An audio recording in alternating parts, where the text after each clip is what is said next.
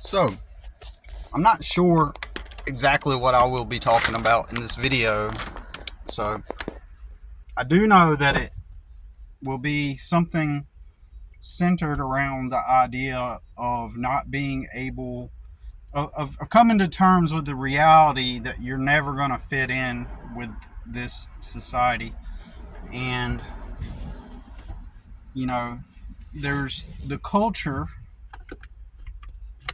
that you are closest to, in your closest circles that you're involved with, like in your city, your town. You got your family and all the connections with your family, and then you've got, outside of that, the people you're going to encounter at school and then work, and then over time people hear about you and know about you and who you are, and and within that forms your culture, right? Within that, and culture, I should have just looked it up before I got on here, but basically it's culture. It comes together, everything that's together within your spheres, the collection of all of its values, beliefs, behaviors, and it creates an identity, a cultural identity, right? So let's roll on. So you develop a cultural identity, and I'll give you an example of what I'm talking about. Like, from where I'm from, there's a certain pattern, a certain trajectory that most people tend to take, and when you take that path, you become relevant within the culture of value. In order to fit in, you need to have a baseline value, right? At least a baseline value in your culture in order to fit in, right? So in other words, you develop that value by adhering to a certain set of behaviors, beliefs, and experiences along a certain timeline. And as you check each one off the box, the more and more that makes you culturally relevant. So around here where I'm from, probably the same where you're from too, you begin to adapt your behaviors, beliefs, and everything, like I'm saying, and then you brand yourself with those things along the way. So, for example, I'm from the Southeast. You might get your vehicle, your car, your truck, and put a Mossy Oak sticker on the back of it, or the Real Tree brand on the back of your sticker on the back of your vehicle, and you will start wearing the state college football teams, whatever those are. You will brand yourself and make that part of your identity, and you will call them my team. That's what you will call them, my team. If your state has an NFL team, then most likely you're going to pull for that team, and it's going to be etched into your identity because it's part of your local identity that you were born into. You were fed all this stuff. You were given all of this stuff. You were told, hey, this is who you are. Most of it's just given to you, and it's assumed as part of your identity. You were born into it. That's who you are. Wear it with pride. So if you're from the Carolinas, you are a Carolina Panther. It's part of your identity. If you're from North Carolina, you're gonna, go Panthers. It's gonna be part of your identity. And if you're from South Carolina, it's, the college teams are Clemson and Gamecocks. So there's this unspoken rivalry within the state, like, oh, are you Clemson or are you Gamecocks? Oh, I'm definitely Clemson. I'm definitely Gamecocks. So you imprint that onto your identity. My team, you'll say those terms, my team, and you will say that you're a Panthers, you're a Panther, you're go Panthers, roar, what's the Panther slogan, pound hard, or keep pounding, right? And all that becomes your part of your identity, and it was literally fed to you. It's almost like you didn't really have the choice. It was just kind of like imprinted onto you, and so people just will organically and naturally say, you know, who's your team? You know, who's your team, right? So then that becomes part of your identity, and so that's part of your culture, and we're going to tie that back to the wider culture, the society at large, in a moment. But first, continuing on with the southeast, you know, depending on where you're from, just using the Carolinas as an example since that's where I'm from. You know, so basically here's the script in general. You know, you grow up with your family. A lot of you on here have heard this a million times, but I'm going to say it again. You grow up with your family. At some point, you know, you as a kid, you develop, you see everything that's pushed in your face, and over time it pushes, it crafts, it molds your identity into becoming a part of those sets of beliefs, ideas, and values, behaviors. And once you get about 11, a lot of in some environments even younger than this, between 11 and 13, someone's gonna, you've already been told in school about how drugs are bad and smoking is bad, and they're gonna tell you, they're gonna have a cop come in there and tell you how they're bad, and everybody's gonna look at each other and snicker, and then that's when the social hierarchy begins. You know, it's already established somewhat based off of your pre-existing socioeconomic level. It's already, you know, determined your value based on the clothes that you wear. And like I said, a lot of this applies most everywhere, really, probably. So, you know, you got that, and then you got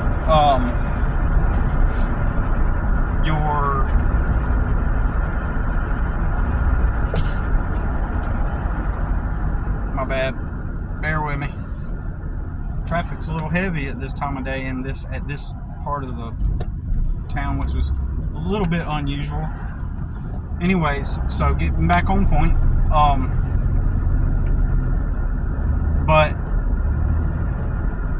you know, eventually you're going to hear about someone that smokes. And most of the time it's going to be the stupidest person that everybody knows. Usually they're going to be the stupidest person, and they're going to be someone that's just kind of like, they probably have behavior issues. In my case, it was always people that kind of like, I grew up in chronic, nasty poverty, and not just poverty or like, oh, you know, we're just poor people, but the people in poverty, from my experiences, were always just nastiness, like roach infested trailers, and just people, you walk into their house and it just be literal garbage just all over the floor, just molding and rotting away, and roaches running everywhere. And then you got two adults sitting in chairs with cigarettes. They're just sitting there still with cigarettes, and the smoke is coming off the tip of the cigarette, and they're flicking the roaches as the roach crawls up the arm, the chair's arm. They just flick it off and continue talking, and then they'll take a drag off their cigarette, you know, and then they're watching TV. Of course, that was the 90s, so the 80s, but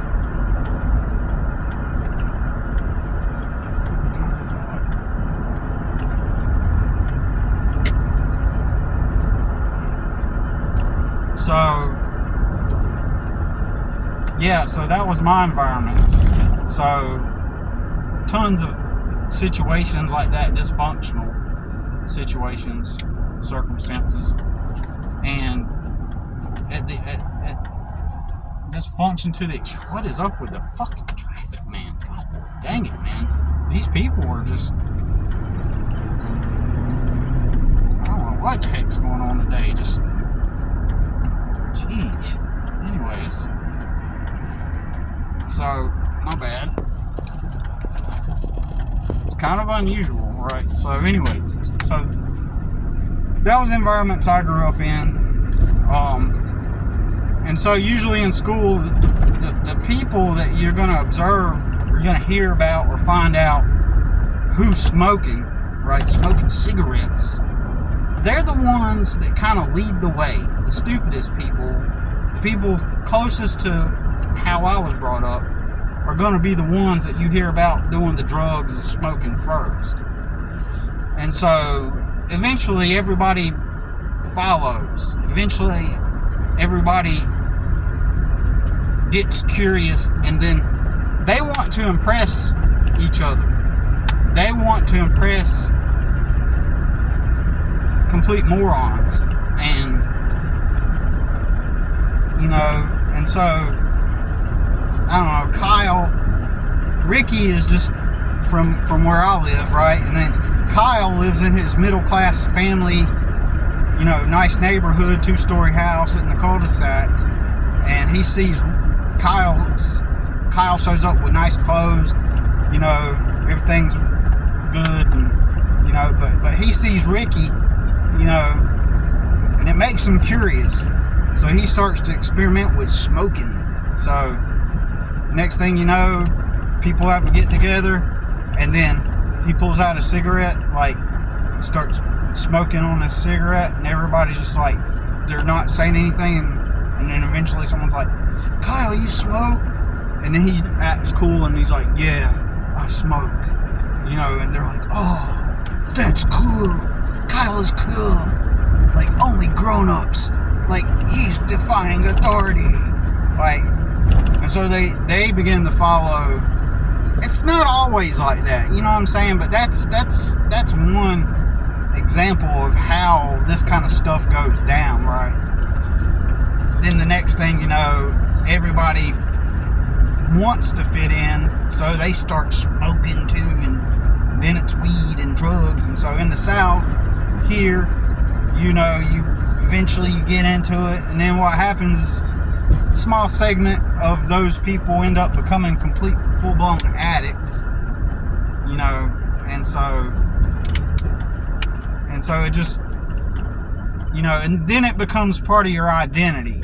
So you got all these chemical stimulants making you feel good in the moment, and then everybody begins to associate that with quote-unquote fun, because their parents did all this stuff. Their parents did the same thing, and so at this point their parents are they never did anything with their life other than party when they were young, so they never had real goals or ambitions. So when it was finally time to put down the cigarettes and the weed and the booze, you know, they had done nothing with their life, and so, you know, they decide it's time to get a job, and so they just choose from wherever is around them, you know, pick a place surrounding them, and then they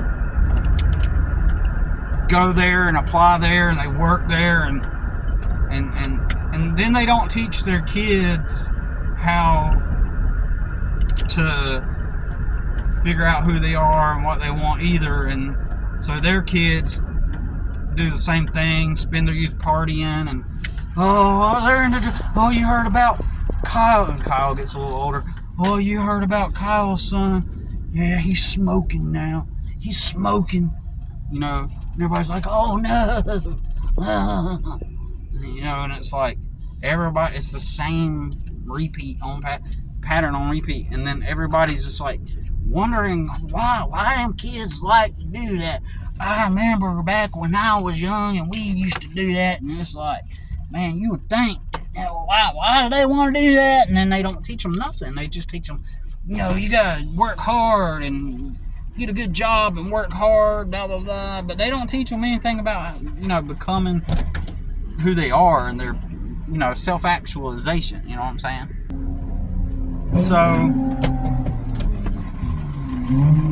So the kids begin to follow their peers, and next thing you know, everybody's going through their party phase, as we all call it, right? And then this can last from as young as 11 all the way into your 20s, right? And then a couple decades, right?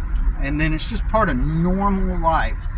And then around here, the pattern, the trajectory, the script is eventually you decide to get serious, and now you want a family. Why? Because you've been watching all of the movies, and Christianity has taught you around here that eventually you need to get married and have some kids, and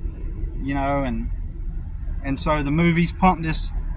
Now here's the ironic part, the paradox, that family is the best thing, right? It's the best thing that society can do, in my opinion. A husband and a wife and some kids and a good supportive community. But even that's idealistic, right? Because the mainstream as a whole is just a whole soup of dysfunction. So you got to have a family and raise kids, but the whole, your culture and the society as a whole is just a soup of horrible, things that aren't really conducive for raising a family like that. And the only best places that you can go to for that kind of idealistic life are, in my opinion, some people. Now, don't get me wrong, I'm not Mormon, but I've been listening to a lot of Mormon stuff, and I'm hearing just how bad it is. I did not realize how big the Mormon church was. I really didn't. I knew about it. I knew quite a bit about it, actually, as far as their beliefs, but I never knew just how big they were, especially up until the Jody Hildebrandt and Ruby Frankie cases came out. And then there's this lady I've been listening to who escaped the Mormon cult. And it's just made me realize that Mormons on the West Coast, out in the West, are just as strong and prevalent as the Baptists are here where I live. It's pretty much like Baptist, the Western version, right? Mormonism is pretty much, and they're all, and so raising your kids in an idealistic setting such as a Mormon type of environment, or a Baptist type of environment, or Presbyterian too, probably. Some of these like churches that are very focused, and they make it a ritual and a focus to constantly be attempting to adhering to these moral, spiritual sets of beliefs and values, assuming that they did it right, if that makes sense. Assuming that weirdness didn't exist and corruption didn't exist. Just, I'm talking about from an idealistic perspective. That's the best way to do it, right? Using those, Christian values and stuff, and that's the most idealistic, best way you could raise a family like that. Just traditional American values, the idealistic tradition. Oh, hey, what's up? I just had my teeth filled. You did? Yeah.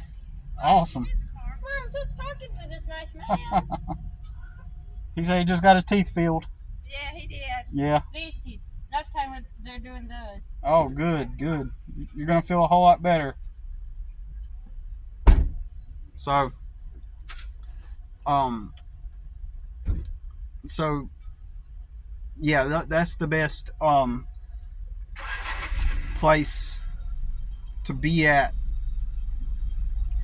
even though I think a lot of us can see where a lot of those beliefs just don't align with the reality, and we see all the worst parts of those beliefs.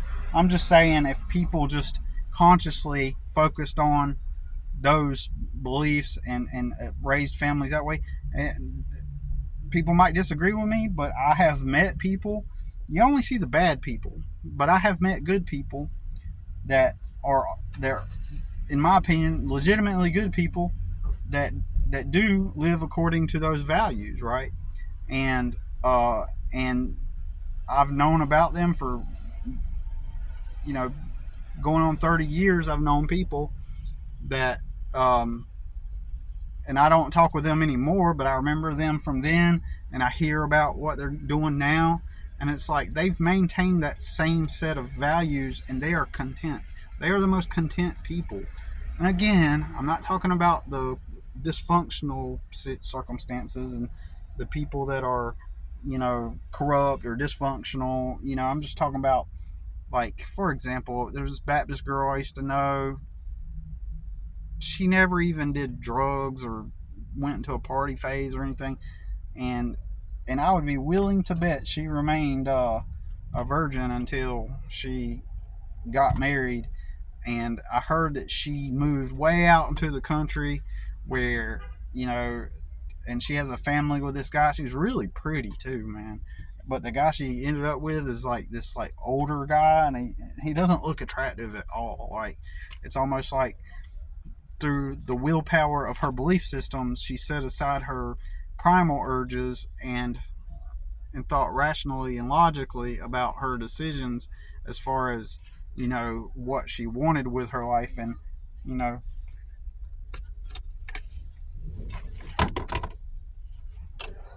and so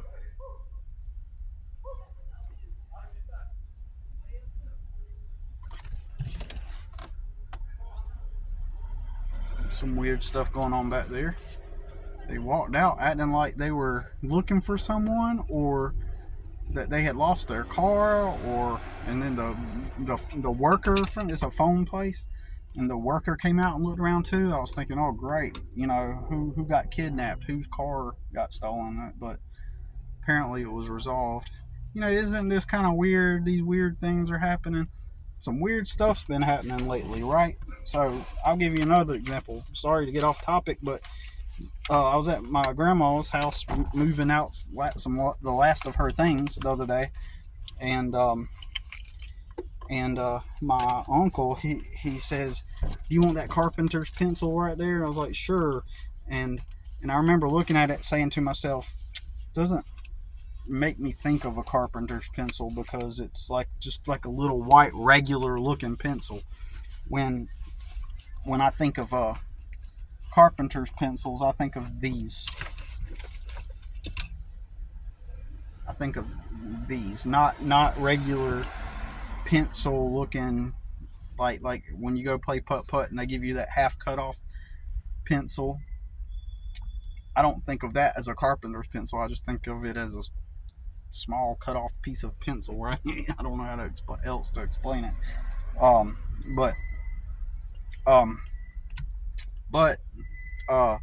So I remember it's a white little pencil, just like this color.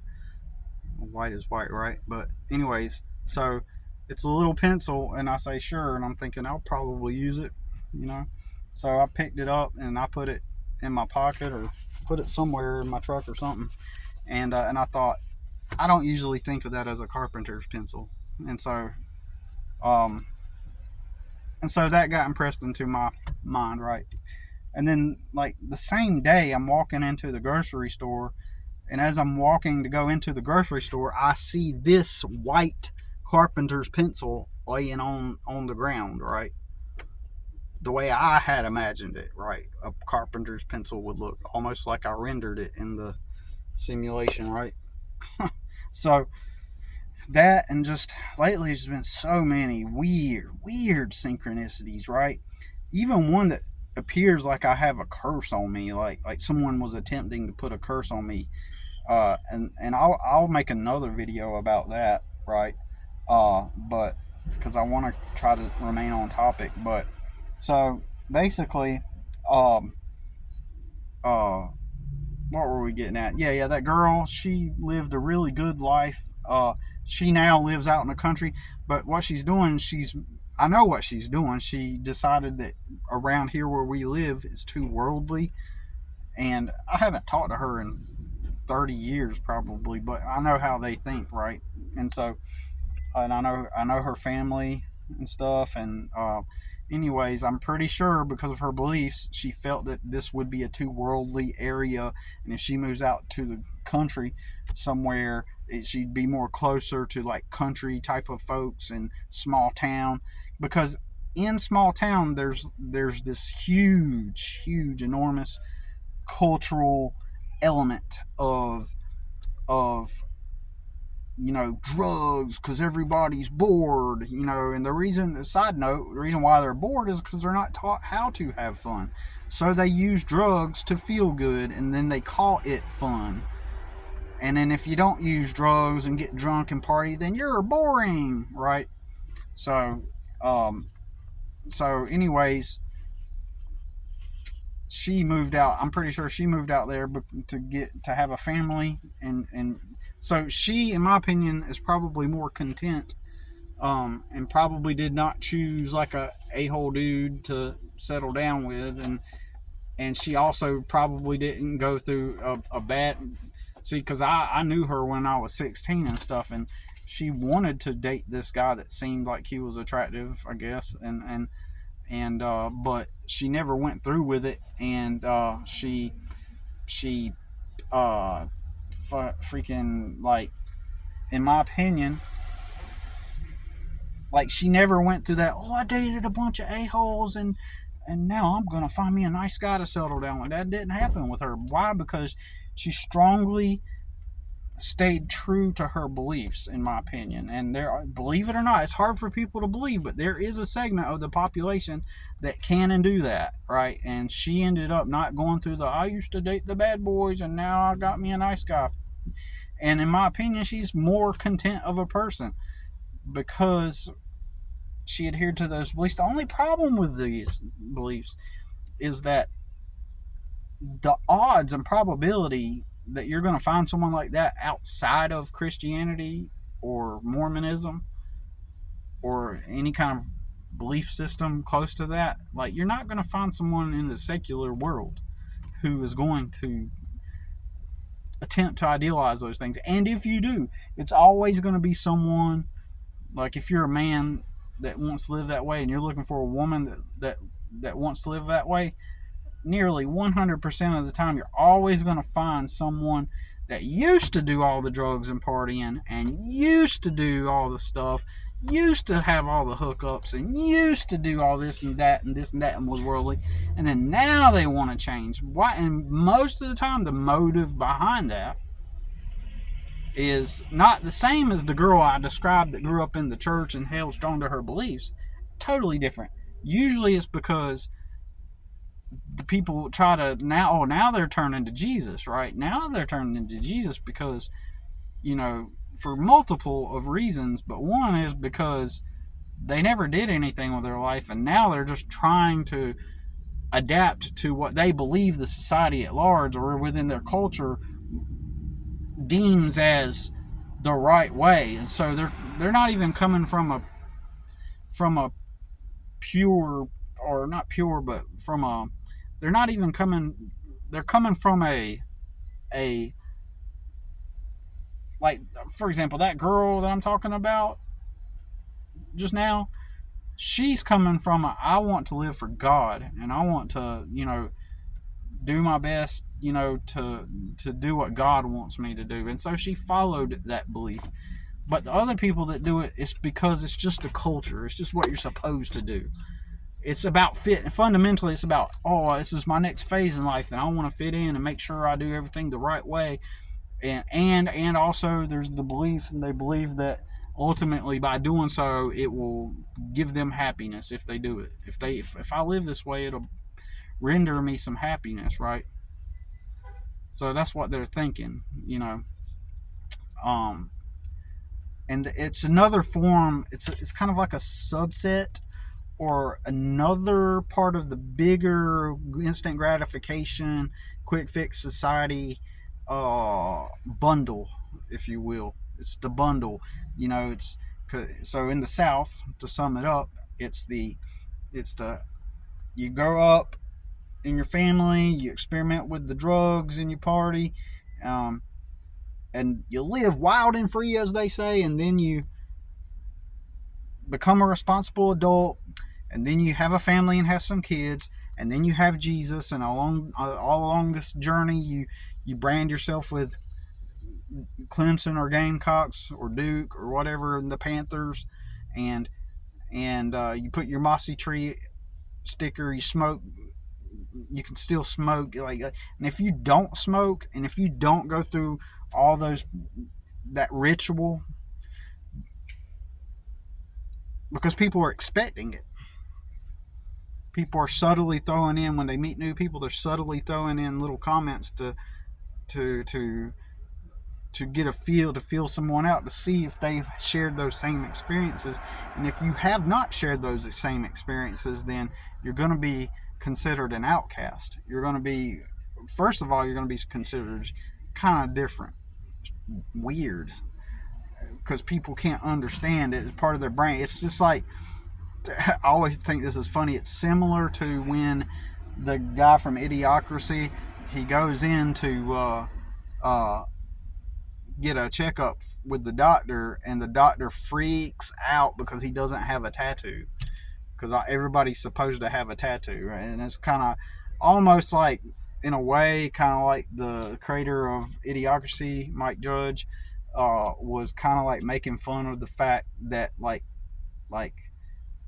everybody has tattoos now, and or he's seen that as a trend that was becoming normal, you know, and like eventually everybody's going to get a tattoo. So eventually, like, if you don't have a tattoo, then you're weird. It's all part of the bundle, right? Get your tattoo. That's another thing in the South too, and probably everywhere else. Like, if you don't have a tattoo, I even seen a video recently where, like, this guy didn't have a tattoo.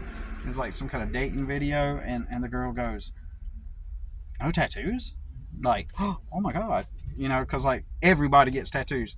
They still label it as rebellious. They label it as, you know, rebellious, but in reality, the truth is it's not. It's not rebellious to get a tattoo.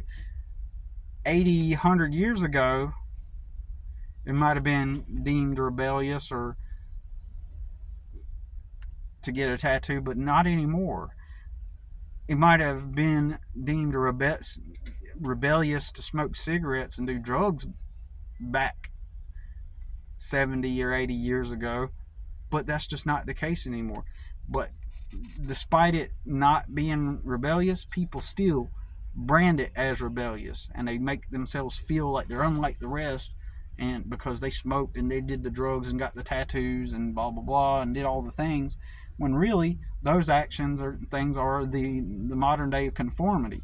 So, you know, society at large, right, in the society at large, you know, you get all these different cultures that are all similar to one another. They're cultures that are all similar to one another in some way or another. There are commonalities that kind of bond everyone together, and this is all programmed. This is all collective operant conditioning. This is all societal programming, right? And so what happens is everybody, you know, like I said, it's probably all over to some extent. So, for example, it's almost expected everywhere. It can be part of your culture closer to you in your town, city, environment, but it's also a collective thing too. So broader, society-wise, you have to, it's almost expected by default. Who is your team? Who is your NFL team? So when I was driving for Uber, this dude gets in the car and he's like trying to make small talk. And so all of this comes out in small talk. People are feeling you out. That's what small talk is to kind of feel the other person out, to find out if you have similar life experiences and relatable beliefs and qualities that don't set you apart but make you appear. And this asshole pulls up me blaring the music, you know, because I could get copyrighted for that, right? So anyways, I'm gonna try to talk over it. Made me lose my train of thought, actually. So geez, man, is this video supposed to like take off or something and reach all the right people or something? Is that the reason why I'm struggling right now? I got all these distractions all throughout this video, right? It's pretty wild. Almost like it's trying to like, oh no, people don't need to hear this. They might wake up. But anyways, what was I even saying? See, I done forgot now. Hold on. Let me get myself together. Okay, I think I've remembered. So, in a broader sense, like, when you are supporting, people are going to ask you about your favorite NFL team. So I was riding with that guy. It's automatically assumed by default that you have an NFL team that you support, right? And so it's automatically assumed. And so this guy I'm riding with, he's like, so who's your team or something like that, you know? He was talking about, man, I'm going home to watch the Panthers. Oh yeah, I'm going home to. And he's like, who's your team? And I'm like, oh, I'm really not into football. And I'm telling you, the dude almost flipped out. Like, he almost freaked out. And he was like, you don't have a team? And I was like, oh no, I used to watch football, but I'm just not into it anymore. And he's like, he started to get rattled and confused, like, and it reminded me of that scene from Idiocracy where the guy didn't have the tattoo, right? And that's what it reminded me of, because he was like, and then this is normal when people start asking you questions. They want to make sure that you went along that same script. You know, did your drugs, did your partying, got serious about life, got a job, got married, had some kids, have a family, and then turn your life to Jesus. Right? That's the script. And then it repeats over and on repeat, over and over again. And so those people will have kids, and their kids will, when they're young, they'll smoke, they'll do the drugs, they'll finally settle down, get a good job, get a family, have some kids, turn their life to Jesus. And then those kids, they'll do the same thing. And it's the process on repeat. This is why it's religion. The Christians will say, oh, it's a relationship with God. But in reality, that is the religion. It's the new Pharisees. It's the new snakes and vipers that Jesus talked about, like when he was critiquing them, like, only they're not being rulers. They're not trying to rule over people. They're just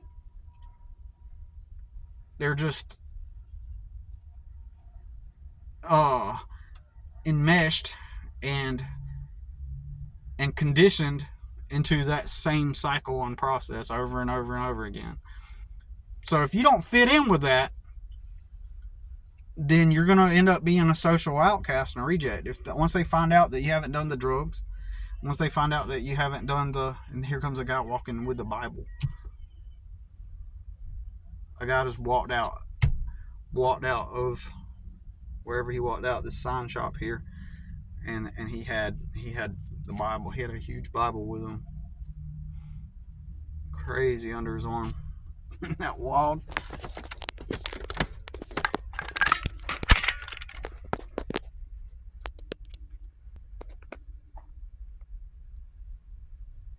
Shiny Bible under his arm. So, anyways, that's how.